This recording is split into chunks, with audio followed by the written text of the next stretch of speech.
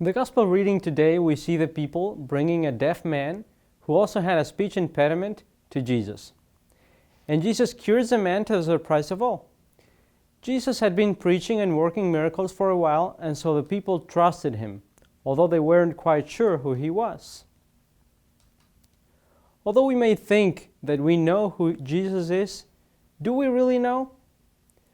As we will read from the Gospel next week, some of these people thought he was John the Baptist, others Elijah, still others one of the prophets. We now know they didn't have it right, but they still had enough faith to convince Jesus to work miracles for them. Is our faith that strong? Do we really acknowledge with our faith and our lives that Jesus is the Son of God? Now, the point of the miracles, as well as showing his mercy, was to strengthen the faith of the people after they had heard the message.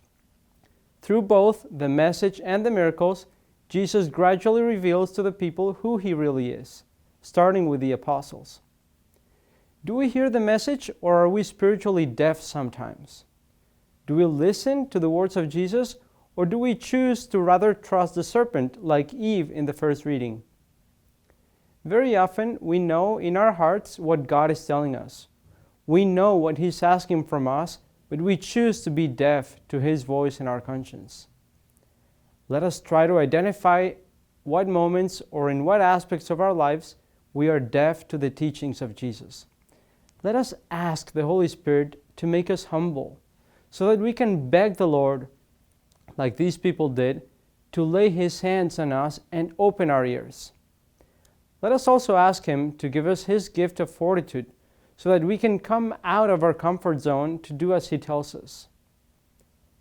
Although we are capable of witnessing to the truth of the gospel and teach others about the Lord who saves us, we sometimes seem to have a speech impediment.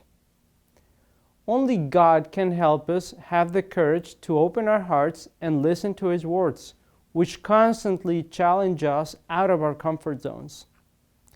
And only with his grace can we overcome our speech impediment to announce the good news. Ultimately, our hope is that we can really come to acknowledge with our lives that Jesus is the Son of God. When that day comes, the more we are told not to tell anyone, the more zealous we will be to proclaim God's love for us.